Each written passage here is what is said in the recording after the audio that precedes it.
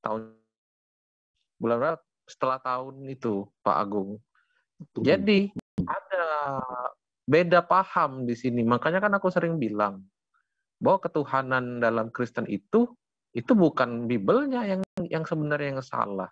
Tapi cara berpikir atau cara pandang orang Kristen itu terhadap kitabnya.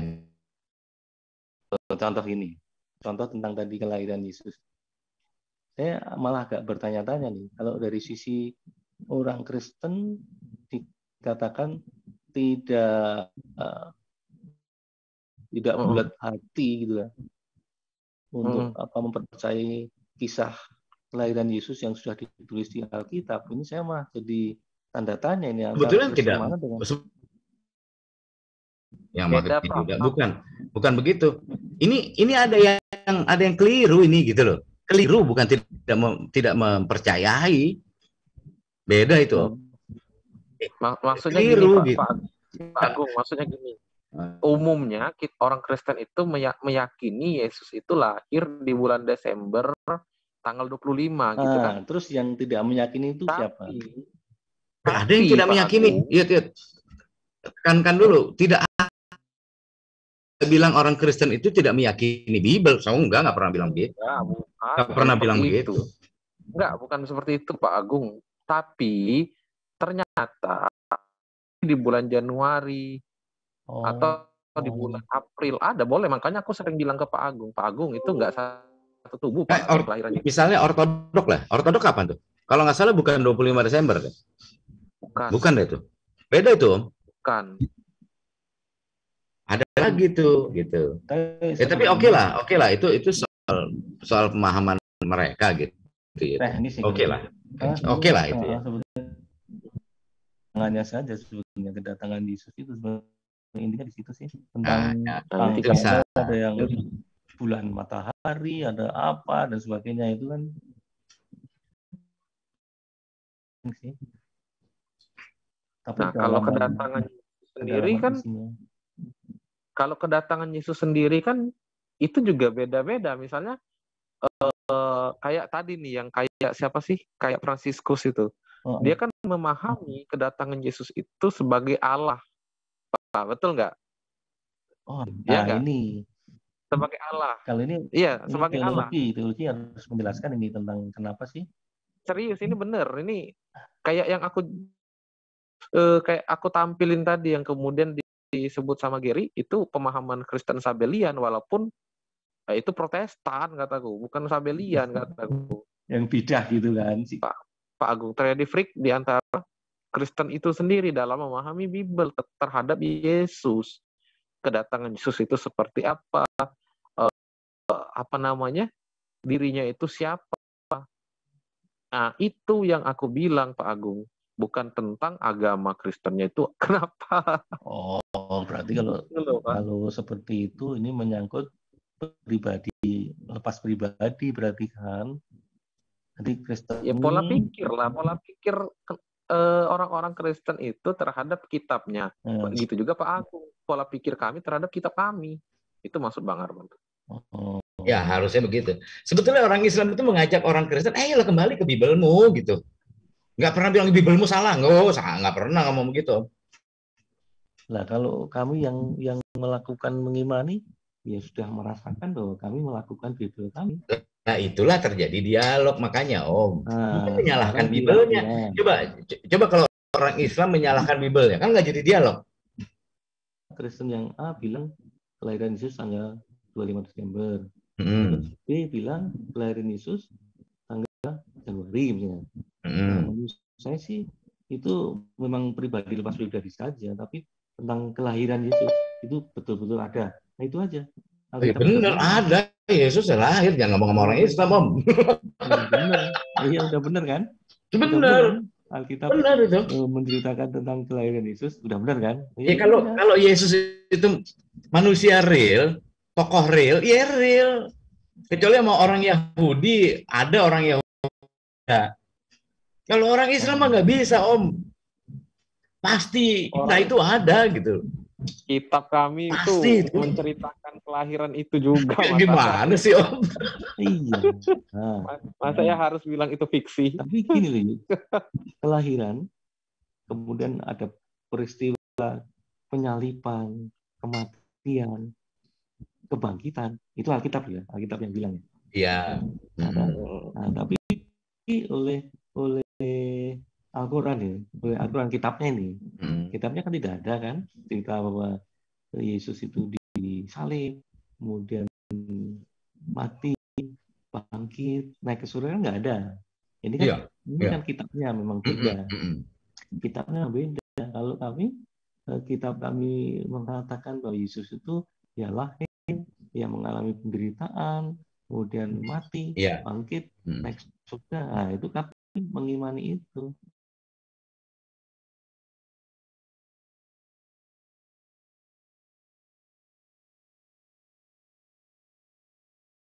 Sebenarnya tidak hanya terletak pada pribadi. Begini, tapi itu yang mengkoreksi kan bukan kami.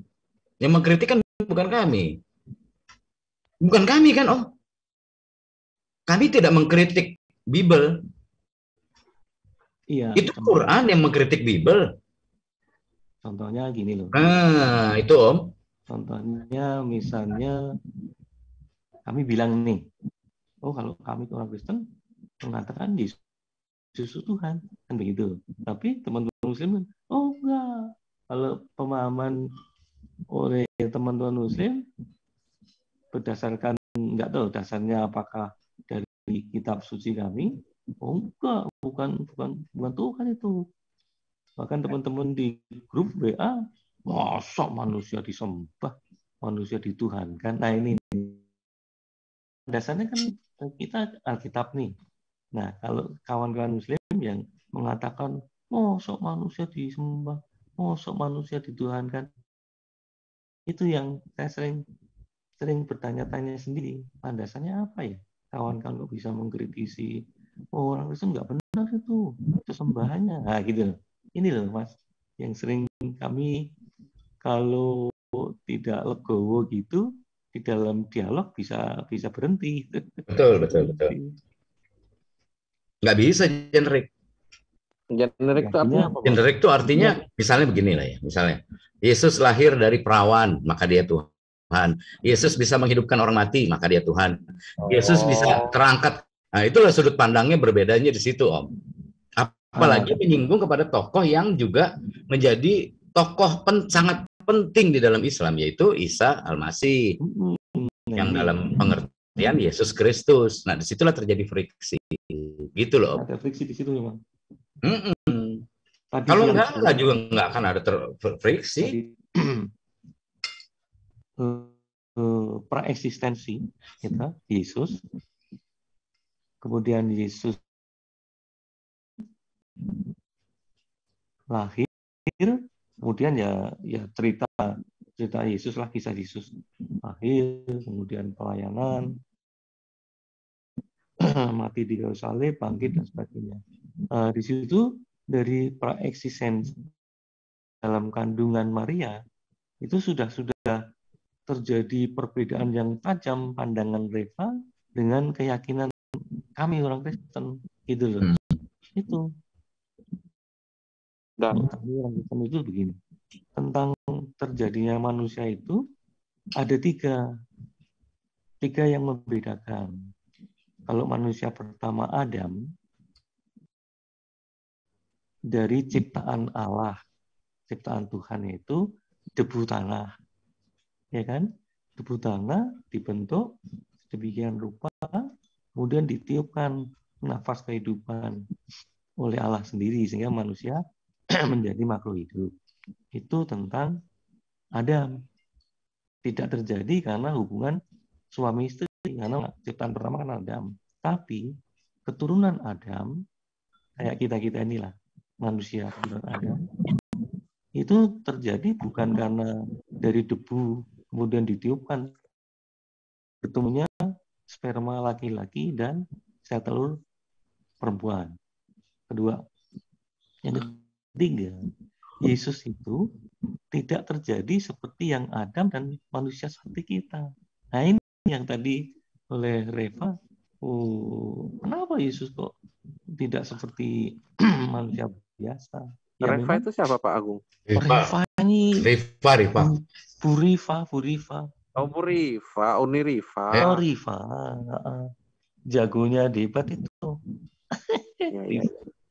Udah lama sih saya kenal sama Rifa itu. Belum sempat aja itu. Nah, di situ kalau keyakinan kami, Yesus itu bukan terjadi karena hubungan suami istri, karena memang dikandung oleh Al-Quran juga diakui kan itu sebagai mujizat keajaiban kehendak Tuhan. Nah, di kami juga Yesus itu seperti itu, suci tanpa dosa, karena tidak terjadi karena hubungan suami dan istri. Nah, dari situ aja sudah pasti terjadi perbedaan pandang ketika kami mengatakan Yesus tidak berdosa. Oh, berarti ada manusia lain yang berdosa. Nah, ini kami meyakini itu bahwa manusia selain Yesus itu berdosa karena sejak penciptaan alam manusia pertama Adam itu, Adam melakukan pelanggaran terhadap perintah Tuhan, sehingga manusia mati itu kalau di Kristen itu dampak dari pelanggaran Adam itu, gitu loh. Tapi kalau saya pernah nanya ke teman-teman Muslim, kenapa manusia kok mati? Jawabannya itu ya sudah waktunya. Mungkin karena umurnya, mungkin karena sakit. Nah, kalau iman Kristen enggak, bayi lahir bisa saja mati. Emang kalau nggak makan buah itu dia abadi? Di kitab suci tidak diceritakan itu, tidak diceritakan. Justru itulah makanya di kejadian 3 ayat terakhir itu. Makanya kejadian 2 apa kejadian 3 saya lupa ya. Kejadian 3 kalau nggak salah. Makanya Tuhan Allah itu menjaga pohon kehidupan dengan serubim yang dengan pedang api bernyala-nyala agar si manusia itu tidak makan buah pohon kehidupan supaya dia tidak hidup selama-lamanya. Jadi ketika manusia itu, ini pohon kehidupan nih, kalau pohon pengetahuan tadi yang menjadikan syarat kalau dia tidak makan, si Adam nggak makan menjadi dia abadi, itu salah pemikirannya. Nah kan pemikiran Kristen yang salah yang kami koreksi. Enggak tuh, kami tidak mengatakan bahwa ketika tidak makan buah pengetahuan hal baik dan buruk itu kemudian hidup selamanya, enggak juga tuh. Oh ya udah bagus, nggak apa-apa. Enggak ada. Bagus. Tapi banyak Kristen yang banyak. Itu kok malah melampaui Tuhan. Nah, kita kan tidak artinya, tahu. Tadi kalaupun tidak makan, dia juga akan mati nanti. Entah berapa tahun berikutnya nggak tahu. Artinya kematian ini bukan lagi pewarisan, bukan yang diwarisi Adam, memang dia seperti itu. Bagaimana dong, Om? Bahwa kematian yang ada di manusia Adam nggak perlu dia berdosa, dia akan mati juga. Kok hilang ya sinyalnya? Nah, itu, jadi Bang limitasinya ada, Om. Limitasinya ada. Tadi Om bilang loh bahwa kematian di manusia yang sekarang ini adalah warisan dari Adam karena dia berbuat dosa. Nah, kalau dia tidak berbuat dosa, apakah dia akan mati juga? Mati, Om. Oh, enggak. Mati itu di kitab Kejadian dikatakan. Allah sendiri yang mengatakan. Ketika kamu memakannya, gitu kan? Tapi, itu kan Adamnya. Keturunan Adam akan mati nggak kalau dia nggak makan? Keturunan Adam. Semua keturunan Adam akan mati. Pasti keturunan Adam akan mati juga kan, walaupun dia tidak makan pohon pengetahuan itu kan? Iya. Banyak Kristen yang bilang nggak mati, abadi. Oh enggak lah, nggak ada. Ya oke. Itulah Kristen, Om. Itulah Kristen. Jadi setiap kami menghadapi Kristen itu dengan varian, walaupun dengan variasi-variasi yang banyak sekali, walaupun di dalam denom yang sama loh, Om.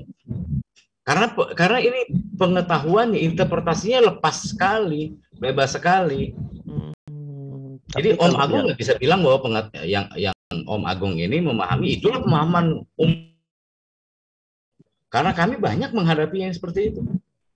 Oh, banyak yang menghadapi orang-orang yang ketika ditanyakan kalau tidak makan buah itu ada makan hidup abadi gitu ya? Iya, bilangnya begitu. Sebetulnya jawaban itu kan nggak boleh seperti itu karena iya, sudah terjadi. Kalau ada pertanyaan seperti itu, ya pertanyaan itu menurut saya itu nggak perlu dijawab sih Mas, nggak perlu dijawab. Karena kan tidak mungkin tidak terjadi gitu loh. Sudah terjadi itu sudah terjadi itu, gitu loh. Jadi iya, bukan karena kita mengambil pelajaran dari kejadian kan, kita kejadian. Bukannya sudah terjadi atau belum. Kan dia si orang Kristen juga mengambil pelajarannya dari situ kan. Kami mencoba membaca apa yang dia pelajari. Kan gitu. Harusnya orang itu menjawabnya seperti yang saya katakan. Iya, betul. Tidak perlu pertanyaan itu melebihi. Kemudian kita memberikan jawaban sendiri. Jawaban yang melebihi dari yang Tuhan katakan gitu kan? Benar, itu baru tepat gitu loh. Ya itu berarti perlu diluruskan. Perlu diluruskan. Agung, misalnya gini ya. Kalau misalkan Adam nggak makan buah keabadian, ya betul nggak? Buah abadi ya? Itu kira-kira Adam akan tetap hidup abadi bukan atau keabadian, bukan pohon keabadian, pohon pengetahuan yang baik dan buruk. Kalau tidak makan, barusan saya bilang ke Bang Arman, saya nggak akan jawab itu pertanyaan itu. Pohon pengetahuan, pohon kehidupan. Pohon kehidupan justru dijaga. Pohon kehidupan justru dijaga sama Tuhan kemudian supaya si manusia ini tidak makan buahnya. Ada itu di Kejadian 2 tuh ya, kalau nggak salah Kejadian 2, Kejadian 3, coba baca di bawah deh. Di paling bawah deh. Pohon kehidupan itu ya memang disediakan untuk manusia. Kalau manusia itu dari timur dan tempatkannya lah beberapa kerub yang bernyala-nyala dan menyamanya jalan ke pohon kehidupan. Oh, berarti pohon pengetahuan. Misal nih Pak Agung. Adam ya, misalnya Adam nggak makan buah pengetahuan. Buah dari pohon pengetahuan. Kira-kira Adam itu abadi nggak di surga itu?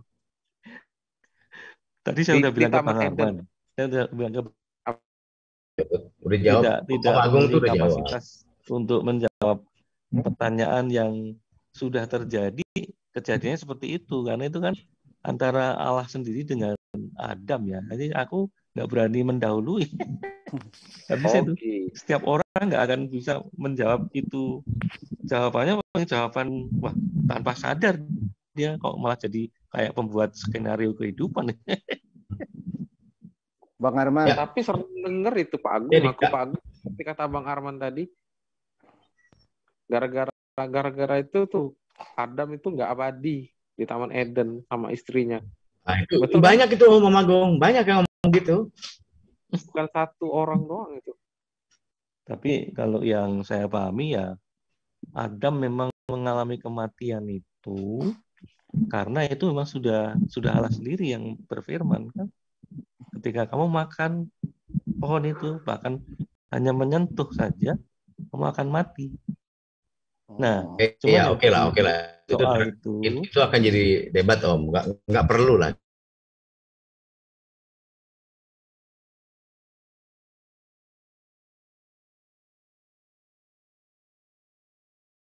Lanjutkan aja tadi bahwa konsekuensinya mati gitu loh ke keturunan Adam. Mohon maaf nih. Ya Om. Kan saya sebetulnya mulai kemarin. Tiap jam 12 malam jam 1 itu kan harus tahajud nih karena ada ada sesuatu yang harus saya mohon